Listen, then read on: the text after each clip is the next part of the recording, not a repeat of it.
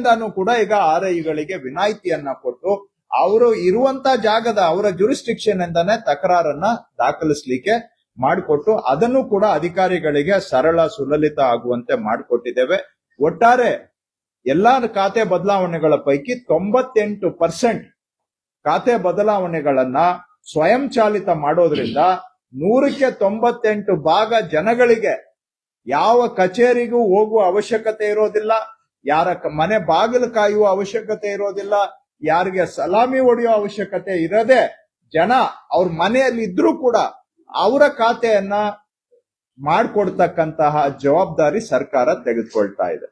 So ಈ ಒಂದು ಬದಲಾವಣೆಯನ್ನ ನಾವು ತರಲಿಕ್ಕೆ ಇವತ್ತು ಚಾಲನೆಯನ್ನ ಕೊಡ್ತಾ ಇದ್ದೇವೆ. ನಾನು ಹೇಳಿದೆ ಒಟ್ಟು ಪ್ರಕರಣಗಳಲ್ಲಿ 2%, ಆದ್ರೆ ಬರೀ 7 ಡೇ ಮತ್ತು 15 ಡೇ ನೋಟಿಸ್ ಪೀರಿಯಡ್ ಪ್ರಕರಣಗಳು ಮಾತ್ರ ಸಪರೇಟ್ ಮಾಡಿ ನೋಡಿದ್ರೆ ಅದರಲ್ಲಿ ಒಂದು 6.8% ಅಷ್ಟು ತಕರಾರು ಪ್ರಕರಣಗಳು ಬರ್ತದೆ. ಟೋಟಲ್ ಮ್ಯೂಟೇಷನ್ಸ್ ಅಲ್ಲಿ 2%, 7 ಡೇ ಮತ್ತು 15 ಡೇ ನೋಟಿಸ್ ಪೀರಿಯಡ್ ನ ಪ್ರಕರಣಗಳು ಮಾತ್ರ ತಗೊಂಡ್ರೆ ಅಪ್ರಾಕ್ಸಿಮೇಟ್ಲಿ ಅಬೌಟ್ 7% ಡಿಸ್ಪ್ಯೂಟ್ಗೆ ಹೋಗ್ತವೆ. ಇನ್ನ ಉಳಿದವು ಎಲ್ಲವೂ ಕೂಡ ಆಟೋಮ್ಯಾಟಿಕ್ ಆಗಿ ಮ್ಯೂಟೇಷನ್ ಆಗುವಂತಹ ಬದಲಾವಣೆ. ಇದು ಜನಪರ ಸುಧಾರಣೆ ಅಂತ ನಾವು ಭಾವಿಸಿದ್ದೇವೆ.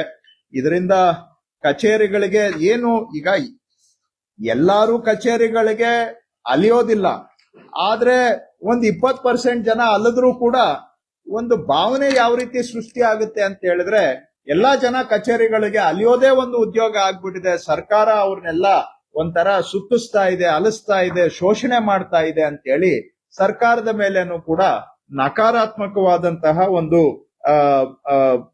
ಏನು ಪರ್ಸೆಪ್ಷನ್ ಬಿಲ್ಡ್ ಆಗೋದಕ್ಕೆ ಇದೆಲ್ಲ ಕಾರಣ ಆಗುತ್ತೆ. ಅದನ್ನು ಕೂಡ ಈಗ ಇದರ ಮುಖಾಂತರ ನಿವಾರಣೆ ಮಾಡಿ ಯಾರು ಕೂಡ ಕಚೇರಿಗೆ ಬರುವ ಅವಶ್ಯಕತೆ ಇಲ್ಲದ ಹಾಗೆ ಅವ್ರ ಮನೆಯಲ್ಲಿದ್ರೂ ಕೂಡ ಅವರ ಖಾತೆ ಬದಲಾವಣೆಯನ್ನ ಮಾಡತಕ್ಕಂತಹ ಸ್ವಯಂ ಚಾಲಿತ ಆಟೋಮೇಟೇಷನ್ಗೆ ಜಾರಿ ಮಾಡಲಿಕ್ಕೆ ಸರ್ಕಾರ ಬಹಳ ಸಂತೋಷದಿಂದ ಇವತ್ತು ಈ ಚಾಲನೆಯನ್ನ ಕೊಡ್ತಾ ಇದ್ದೇವೆ. ಇದು ಸಾಕಷ್ಟು ಚರ್ಚೆಗಳಾಗಿ ಎಲ್ಲರ ಅಭಿಪ್ರಾಯ ಪಡೆದುಕೊಂಡು ಮತ್ತು ನಿಯಮಗಳಲ್ಲಿ ಅವಕಾಶ ಮಾಡಿ ಪೈಲಟ್ ಅನ್ನು ಕೂಡ ಮಾಡಿ ತದನಂತರ ಇವತ್ತು ಜಾರಿಗೆ ತರ್ತಾ ಇರತಕ್ಕಂತಹದ್ದು ಆಡಳಿತ ಸುಧಾರಣೆಯಲ್ಲಿ ಒಂದು ದೊಡ್ಡ ಹೆಜ್ಜೆಯನ್ನ ನಾವು ಇಟ್ಟು ಜನ ಅವರ ಇದ್ದಲ್ಲಿಗೆ ಅವರ ಸೇವೆಗಳನ್ನ ಒದಗಿಸುವಂತ ಕೆಲಸವನ್ನ ಮಾಡುವಂತಹದನ್ನ ನಾವು ಮಾಡ್ತಾ ಇದ್ದೇವೆ. ಇದು ಈಗಾಗಲೇ ಮಂಡ್ಯದಲ್ಲಿ ಪೈಲಟ್ ಮಾಡಿದ್ದಾರೆ.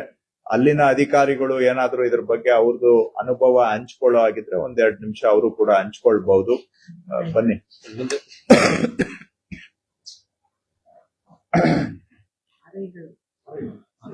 ಬೇಸಿಕಲಿ ಸರ್ 2/3 ಮ್ಯೂಟೇಷನ್ ನಾವು ಹಿಂದೆ ಮಾಡಿದ್ವಿ. 1/3 ಈಗ ಬರ್ತಾ ಇದೆ. ಎಲ್ಲ ಸೇರಿ ತಾವು ಹೇಳಿದಾಗೆ ಟೋಟಲ್ 2%. ನಮ್ಗೆ 1-2 ಲಕ್ಷ ಚಿಲ್ಲರೆ ಒಂದು ಅಂದಾಜು. ಈಗ ಸ್ವಲ್ಪ ಲಾಸ್ಟ್ ಇಯರ್ ಸ್ವಲ್ಪ ಜಾಸ್ತಿ ಮ್ಯೂಟೇಷನ್ ಆಗಿದೆ.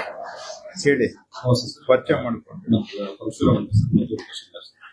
ಸರ್. ಆಕ್ಚುಲಿ ನಮ್ಗೆ ಯಾವಾಗ ಪೈಲಟ್ ಅಂತ ನಮ್ಗೆ ಆಯ್ಕೆ ಮಾಡಿ ನಮ್ಗೆ ಫೋನ್ ಬಂದು ಸರ್, ಅವಾಗಿಂದ ನಾವು ಟೀಮ್ ಜೊತೆ ಕಾಂಟ್ಯಾಕ್ಟ್ ಅಲ್ಲಿ ಇದೀವಿ ಸರ್. ಸ್ವಲ್ಪ ಏನು ಸ್ಮಾಲ್ ಇಶ್ಯೂಸ್ ಏನಿತ್ತು ಅದನ್ನೆಲ್ಲಾನು ಸಾಲ್ವ್ ಮಾಡಿ ಈಗ ಆಕ್ಚುಲಿ ಸರ್ ತಾವು ಹೇಳಿದಾಗೆ ಇದು ಜನರಿಗೆ ಒಂದು ಕಾನ್ಫಿಡೆನ್ಸ್ ಬರ್ತಾ ಇದೆ ಸರ್. ಏನಂದ್ರೆ ಮುಂಚೆ ಏನಾದ್ರು ಖಾತೆ ಅವರು ಸಪರೇಟ್ ರೆಜಿಸ್ಟರ್ ಮಾಡಿಸ್ಕೊಂಡ್ರೆ ಅದು ಆಗತ್ತಾ ಇಲ್ವಾ, ಯಾರು ಮಾಡ್ತಾರ ಅಂತ. ಬಟ್ ಈಗ ಆಟೋಮೆಟಿಕ್ ಆಗಿರೋದ್ರಿಂದ ಅದು after 7 days or 15 days automatic ಆಗಿ ಆಗ್ತಾ ಇದೆ ಸರ್. ಅದು ಬಹಳ ಹೆಲ್ಪ್ ಆಗ್ತದೆ because of there is no human intervention as such. And another thing is as you said sir, workload for RIs. RIs ಗಳಿಗೆ ಯಾಕಂದ್ರೆ 10 to 15 ಕಿಲೋಮೀಟರ್ ಅವರು ಹೋಗ್ಲಿದ್ದಾರೆ sir. ಅವರು ನಮ್ಮ ಆಫೀಸ್ಗೆ ನಾವು 2 ಟೈಮ್ಸ್ ಕಳಿಸ್ತೀವಿ ಸರ್. ಬಿಕಾಸ್ ಮಾರ್ನಿಂಗ್ ಒಂದ್ಸಲ ಬಂದು ನೀವು ತಂದ್ಕೊಡಿ, ಮತ್ತೇನಾದ್ರು ಹೌದು ಸರ್, ಅದು ರೆಗ್ಯುಲರ್ ಪ್ರಾಕ್ಟೀಸ್. ಅದು ಸರ್ ಫೀಲ್ಡ್ ಅಲ್ಲಿ ನಮ್ಗೆ quality of work will improve sir. ಈಗ ಇದು ತಮ್ಮ ಇದಕ್ಕೋಸ್ಕರನೇ ಸರ್. ಈಗ ತಾವು ನೋಡಿ ಸರ್ 2 ಲಕ್ಷ ಒಂದು ತಿಂಗಳಲ್ಲಿ ಬೇರೆ ಬೇರೆ ಜಿಲ್ಲೆಯಲ್ಲಿ ಅವರು ಬಂದು ಅಲ್ಲಿ ತಂದು ಕೊಡ್ಬೇಕು. ಡೈಲಿ ಬರೋದು. ಹೌದು. ಇಲ್ಲಾಂದ್ರೆ ಹಿಂದೆ ಸಿಸ್ಟಮ್ ಏನಿತ್ತು ಸರ್, ಈಗ ಅದು ಒಂದು ವಾರದಲ್ಲಿ 2-3 ಸಲ ಬರ್ತಾ ಇದ್ರು ಸರ್. ಈಗ ನಾವು ಮುಂದೆ ರ್ಯಾಂಕಿಂಗ್ ಸಿಸ್ಟಮ್ ಶುರು ಆದ್ಮೇಲೆ ಡೈಲಿ ಬರಬೇಕು, ಬೆಳಗ್ಗೆ ಸಾಯಂಕಾಲ ಬರಬೇಕು. ಈಗ ಬಿಕಾಸ್ 8 ದಿವಸ 14 ದಿವಸ ಆಗಬೇಕು. ಆ ಬ್ಯಾಕ್ ಗ್ರೌಂಡ್ ಅಲ್ಲಿ ಅದಕ್ಕೋಸ್ಕರ ಈಗ ಅವರು ಫೀಲ್ಡ್ ಅಲ್ಲಿ ಇದ್ರೆ ಸರ್ ಜನರಿಗೂ ಕೂಡ ಸಿಗ್ತಾರೆ ಸರ್. ಏನಾದ್ರೂ ಅವ್ರದ್ದು ವರ್ಕ್ ಇತ್ತಂದ್ರೆ ಜನರಿಗೆ ಸಿಗ್ತಾರೆ ಅಂತ ಗಳಿಗೆ ಮಾನಿಟರ್ ಇನ್ನೂ ಚೆನ್ನಾಗಿ ಮಾಡ್ತಾರೆ ಸೊ ದಟ್ ವರ್ಕ್ ಎಫಿಷಿಯನ್ಸಿ ಮತ್ತೆ ನಮ್ಮ ವರ್ಕ್ ಅಲ್ಲಿ ಅವ್ನ ಫೀಲ್ಡ್ ಅಲ್ಲಿ ಚೆನ್ನಾಗಿ ಆಗುತ್ತೆ ಸೊ ಈ ವರ್ಕ್ ಲೋಡ್ ಕಡಿಮೆ ಆಗಿರೋದು ರಿಯಲಿ ಅವ್ರಿಗೆ ಹೆಲ್ಪ್ಫುಲ್ ಆಗಿದೆ ಅದೊಂದು ಸರ್ ಮತ್ತೆ ಈಗ ಡಿಸ್ಪ್ಯೂಟ್ ಆಸ್ ಸರ್ ಸಿಟಿಜನ್ಸ್ ಅವಾಗ ನಮ್ಮ ಆಫೀಸ್ಗೆ ಬರ್ಬೇಕು ಆಫೀಸ್ ಬಂದು ಭೂಮಿಯಲ್ಲಿ ಕೊಡ್ಬೇಕು ಸೊ ಸಿಟಿಜನ್ ಲಾಗಿನ್ ನಾವು ಫೇಕ್ ಆಗಿರ್ಬೇಕು ಸರ್ ಸೊ ಈ KYC ಮಾಡೋದ್ರಿಂದ ಫೇಕ್ ಆಗಿ ಯಾರು ಕೊಡೋದು ಅದು ಬಂದಾಗುತ್ತೆ ಸೊ ಅದಕ್ಕೋಸ್ಕರ ಅದು ಅವ್ರಿಗೆ ಇನ್ನೂ ಹೆಲ್ಪ್ ಆಗ್ತದೆ ಜನರಿಗೂ ಕೂಡ ಎಷ್ಟು ಯಾರು ನಾಲೆಜಬಲ್ ಇರ್ತಾರೆ and we also take the responsibility of distribution of this information to all so ಅವಾಗ ಇದು ಅವೇರ್ನೆಸ್ ಕ್ರಿಯೇಟ್ ಆಯ್ತು ಅಂದ್ರೆ ಸರ್ ಡೌನ್ ದ ಲೈನ್ ಎಲ್ಲ ಸಿಟಿಜನ್ಸ್ ಗೊತ್ತಾಗುತ್ತೆ ಇಫ್ ಎಟ್ ಆಲ್ ಈ ಚವಡಿಯಲ್ಲಿ ಕೂಡ ಅವ್ರು ನೋಡ್ಬೋದು ಸರ್ ಯಾರಾದ್ರೂ ಡಿಸ್ಪ್ಯೂಟ್ ಕೊಟ್ಟಿದಾರ ನಮ್ಮ ಸ್ಟಾಫ್ಗೆ ಅಥವಾ ನಾವು ಕೊಡ್ಬೋದಾ ಅಂತಾನೂ ಕೂಡ ಅವರು ಚೆಕ್ ಮಾಡಬಹುದು sir and more over for our RIs ಅವರು ಕೂಡ ಅವ್ರ ಲಾಗಿನ್ ಕ್ರಿಯೇಟ್ ಆಗಿರೋದ್ರಿಂದ ಸರ್ ಅವರು ಫ್ರಮ್ ಡೇ ಒನ್ ಇಂದ ಅವರು ಅದೊಂದು ಸರ್ ಮತ್ತೆ ಇನ್ನೊಂದು ಹಾಲಿಡೇಸ್ ನ ಎಕ್ಸ್ಕ್ಲೂಡ್ ಮಾಡೋದ್ರಿಂದ ಸೊ ದಟ್ ಹಾಲಿಡೇಸ್ ಅಲ್ಲಿ ಅವ್ರಿಗೆ ಜನರಿಗೂ ಆಯ್ತು ಸರ್ ಮತ್ತೆ ನಮ್ಮ ಗೌರ್ಮೆಂಟ್ ಆಬ್ಜೆಕ್ಷನ್ಗೆ ಅವರು ವೆರಿಫೈ ಮಾಡಿ ಕೊಡ್ಲಿಕ್ಕೆ ಅದೊಂದು ಹೆಲ್ಪ್ ಆಗುತ್ತೆ these are the very helpful automatic ನೀವು RI ಇದ್ದೀರಾ ನೀವು ಮಂಡ್ಯ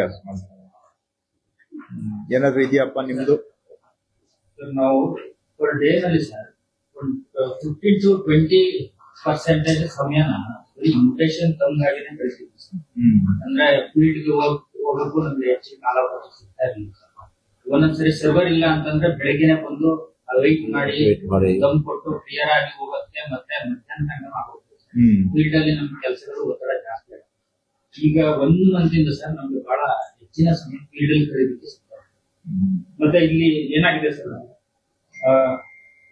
ನಮ್ಗೆ ಅಲ್ಲೇ ನಮ್ದು ಯಾವ್ದಾದ್ರು ಅಬ್ಜೆಕ್ಷನ್ ಇದ್ರೆ ನಮ್ಮ ಮೊಬೈಲ್ ಥ್ರೋನೇ ನಾವು ಹಾಕಿಸ್ಕೊಳ್ತಾರೆ ಅದು ಒಂದು ನಮ್ಗೆ ಬಹಳ ಬೆನಿಫಿಟ್ ಇದೆ ಸರ್ ಮತ್ತೆ 1 ತಿಂಗಳಿಂದ ನಮ್ಗೆ ಯಾರು ಪಬ್ಲಿಕ್ ಫೋನ್ ಮಾಡಲ್ಲ ಸರ್ ಖಾತೆ ಪೆಂಡಿಂಗ್ ಇದೆಯಾ ಅಂತ ಯಾರು ಕೇಳ್ಕೊಂಡು ಫೋನ್ ಮಾಡ್ತಾರೆ ಸರ್ ಅದು ಒಂದು ನಮ್ಗೆ ಬಹಳ ಬೆನಿಫಿಟ್ ಇದೆ ಸರ್ ನಿಮ್ ಬೆನಿಫಿಟ್ ಜನಕ್ಕೂ ಬೆನಿಫಿಟ್ ಆಯ್ತಲ್ಲ ಸಾರ್ವಜನಿಕರು ನಮ್ಮ ಇಲಾಖೆ ಬಗ್ಗೆ ತುಂಬಾ ಪಾಸಿಟಿವ್ ಮೈಂಡ್ ಸೆಟ್ ಅನ್ನ ಬೆಳೆಸ್ಕೊತಾ ಇದ್ದಾರೆ ಮೊದಲು ಪಬ್ಲಿಕ್ ಯಾರು ಬಂತು ಅಂದ್ರೆ ನಾವು ಉತ್ತರ ಕೊಡೋದಕ್ಕೆ ನಿಗರ ಅನಿಸ್ತಿತ್ತು ಸರ್ ಬಟ್ ಈಗ ನಮ್ ಕಾನ್ಫಿಡೆನ್ಸ್ ಇದೆ ಸರ್ ಪಬ್ಲಿಕ್ ನಾವು ಅವ್ರು ಏನೇ ಬಂದ್ರು ಅವ್ರ ಸಮಯ ನಾವು ಇದು ಮಾಡ್ತಾ ಇಲ್ಲ ಅವ್ರಿಗೆ ನಿಗದಿತ ಅವಧಿಯಲ್ಲಿ ಮಾಡ್ತಾ ಇದೀವಿ ಅನ್ನೋ ಒಂದು ಕಾನ್ಫಿಡೆನ್ಸ್ ಇದೆ ಈ ಒಂದು ಆಟೋಮೇಷನ್ ತುಂಬಾ ಹೆಲ್ಪ್ಫುಲ್ ಆಗಿದೆ ಸರ್ ನಮ್ಮ ಆಡಳಿತ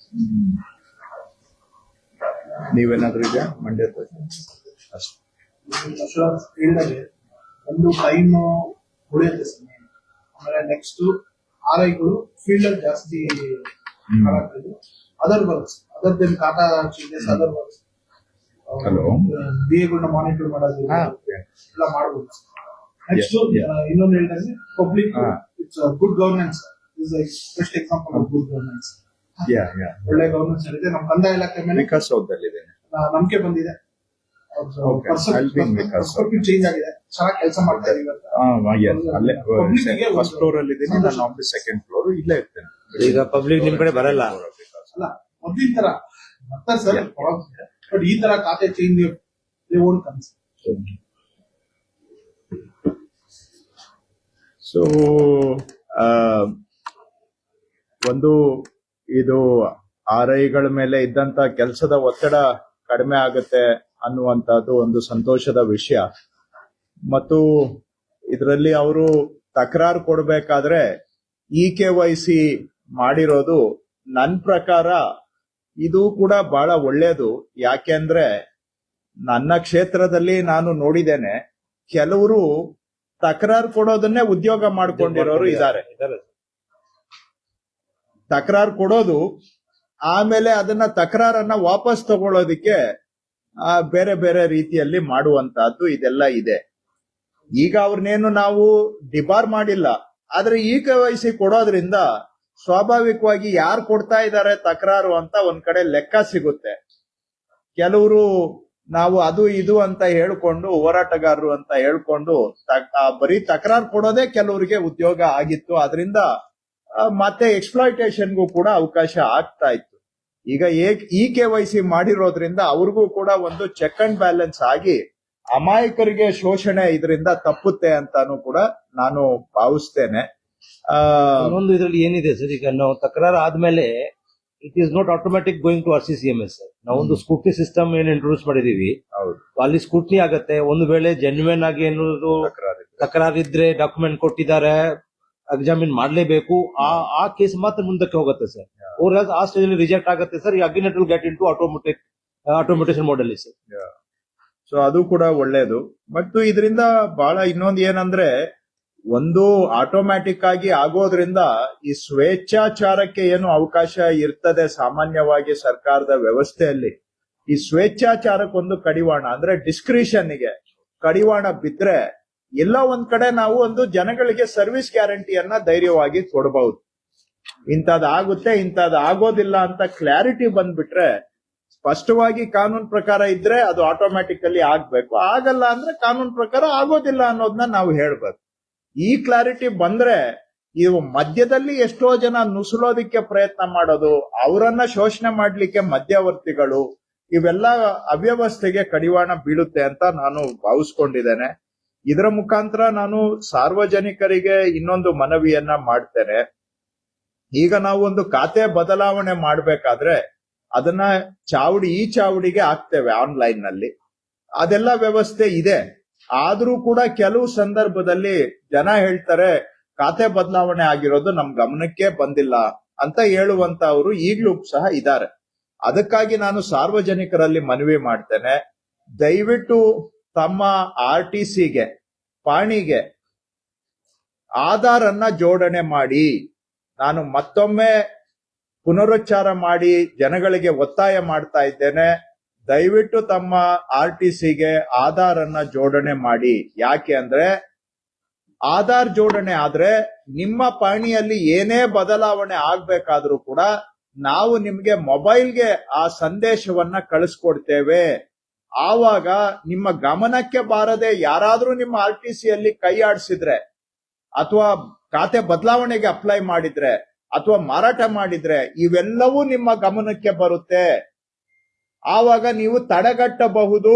ನಿಮ್ಮ ಜಮೀನನ್ನ ಯಾರಾದ್ರೂ ಬೇರೆಯವರು ಲಪಟಾಯಿಸ್ಲಿಕ್ಕೆ ಹೊರಟಿದ್ರೆ ಆಧಾರ್ ಜೋಡಣೆ ಮಾಡುವುದರಿಂದ ಅದನ್ನ ಬಚಾವ್ ಮಾಡಿ ನಿಮ್ಮ ಮಾಲೀಕತ್ವಕ್ಕೆ ಖಾತ್ರಿಯನ್ನ ಪಡ್ಕೊಳ್ಳಬಹುದು.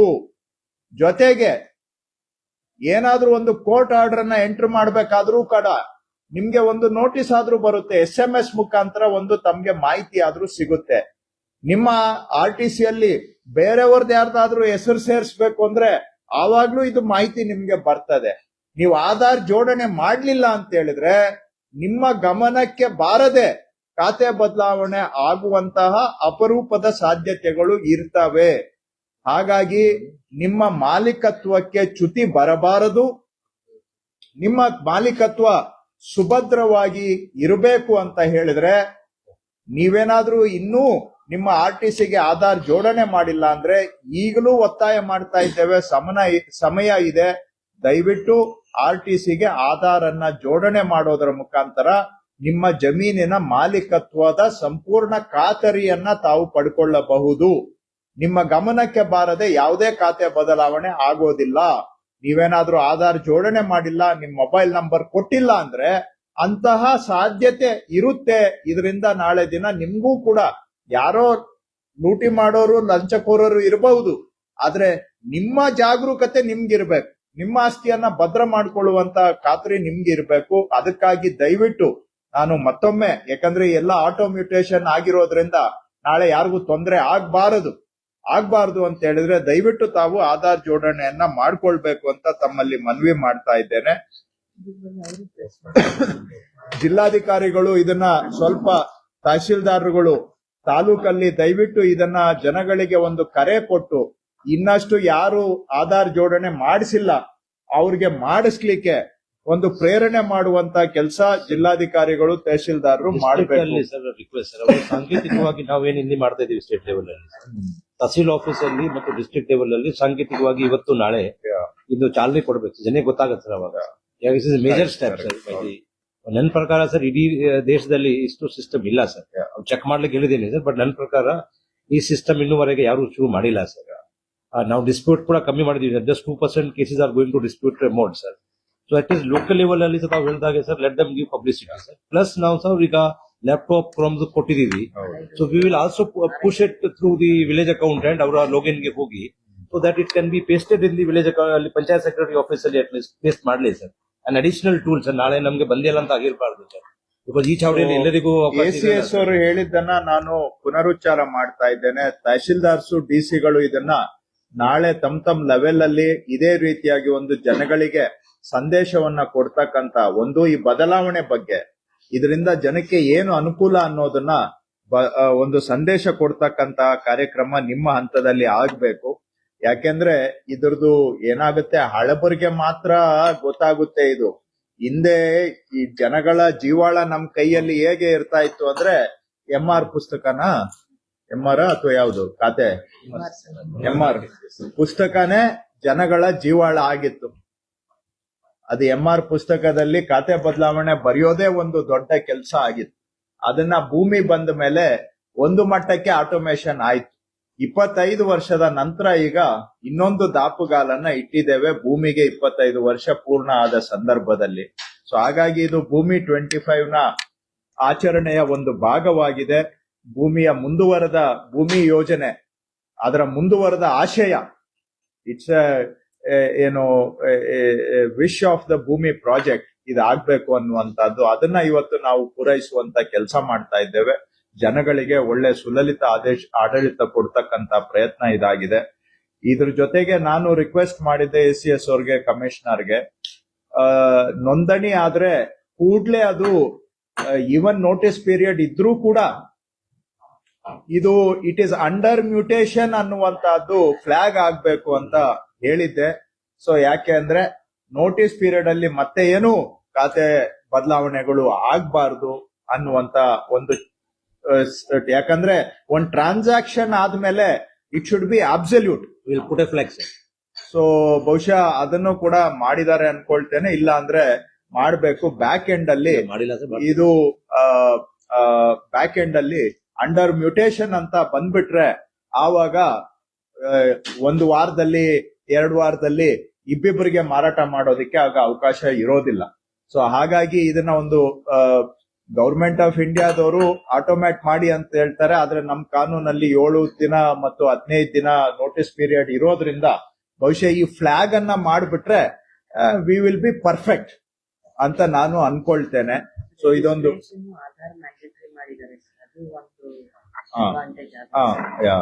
ಈಗ ಇನ್ನೊಂದು ಬಹಳ ದಿನಗಳಿಂದ ಹೇಳ್ತಾ ಇದ್ರು, ನಾನು ಕೆಲವು ಜಿಲ್ಲೆಗಳಿಗೆ ಭೇಟಿ ಕೊಟ್ಟಾಗ ಆಧಾರ್ ಸೀಡಿಂಗು ಪರ್ಸೆಂಟೇಜ್ ಕಡಿಮೆ ಆಗ್ಲಿಕ್ಕೆ ಹೊಸ ನೋಂದಣಿಗಳಲ್ಲಿ ಆಧಾರ್ ಬರ್ತಾ ಇಲ್ಲ ಅನ್ನುವಂತ ವಿಷಯವನ್ನ ಸುಮಾರು ತಳಮಟ್ಟದ ಅಧಿಕಾರಿಗಳು ಹೇಳಿದ್ದಾರೆ. ನಾನು ಫೀಲ್ಡ್ ಗೆ ಹೋದಾಗ ಈ ವಿಷಯ ಪ್ರಸ್ತಾಪ ಮಾಡಿ ಹೇಳಿದ್ದೆ.